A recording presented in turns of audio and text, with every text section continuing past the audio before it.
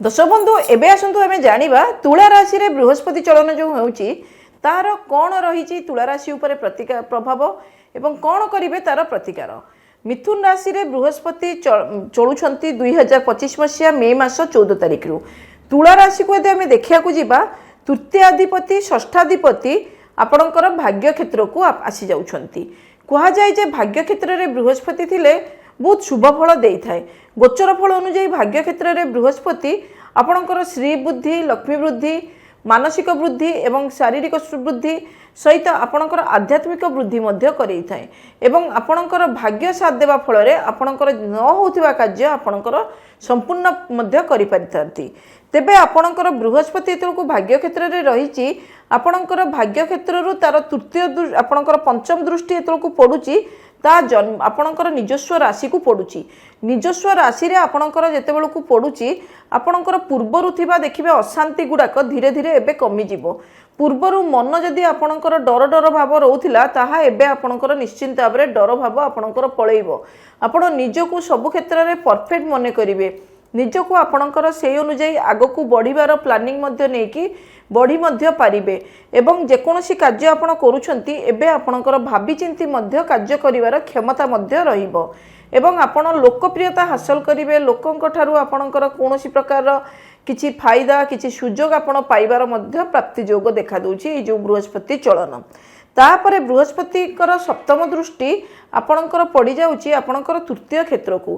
बृहस्पतिकर सप्तम दृष्टि एतको तृतीय क्षेत्र रे पडुची पूर्वरु थिबा भातृभगिनी विवाद आपणकर धीरे धीरे कमिबारे लागिबो एवं भाई भौणीकर उन्नति मध्य आपणकर परिलक्षित हेबो।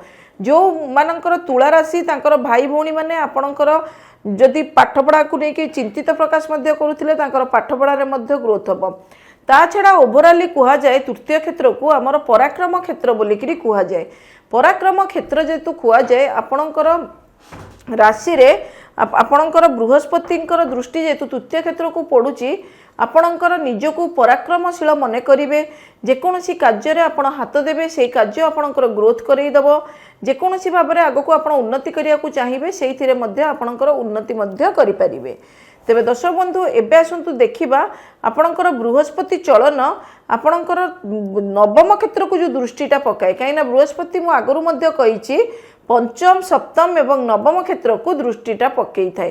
तेणु आपणकर नवम क्षेत्र को जो दृष्टिटा पकाउछि सेई जगह रे आपणकर 18 तारिख रु राहुंकर स्थितिटा रहि जिवो।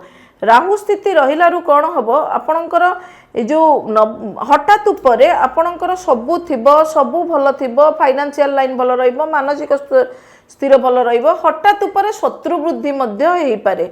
शत्रुतारे आपणकर बड़ भाबरे आपण कोनोसी प्रकार का सहित मनांतर मतांतर झगड़ा इत्यादि हबार संभावना जोग मध्य रहिछि।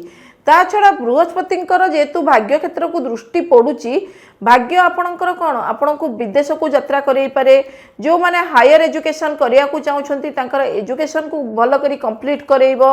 आपणकर आध्यात्मिक चिंता रे आपण बेसी निमग्न रहिबे एवं आपणकर एही पीरियड रे आपणकर कोनोसी नूतन जान वाहन इत्यादि क्रय करिबा किंबा नूतन घर तैयारी करिबा किंबा घरर कोनोसी मरामती कार्य करिबा आपणकर जोग मध्य देखा दोछि। ए पीरियड टाकू आपण जेतु भल पीरियड आसुची बेस्ट पीरियड जेतु आसुची आपणकर लाइफ रे ए पीरियड टारा आपण सदुपयोग करंतु देखिबे निश्चिंत भाबरे शुभ फल प्राप्ति करि परिबे।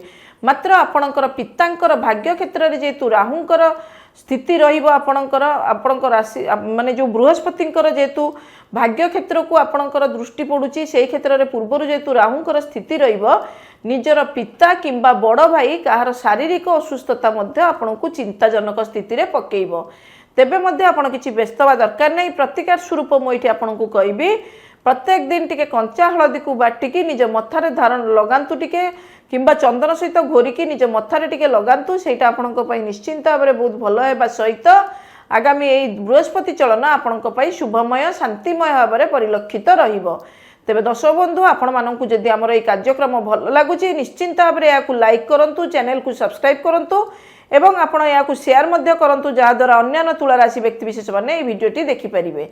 तेबे दर्शक बंधु आज तो विदाय दिंतु विदाय देवा पूर्व मु गोटे कथा कही रखुची निश्चिंत भाव में आपण आमर नेक्स्ट वीडियो देखु बिछा राशि रे आपणकर बृहस्पति चलन कौन रहुची।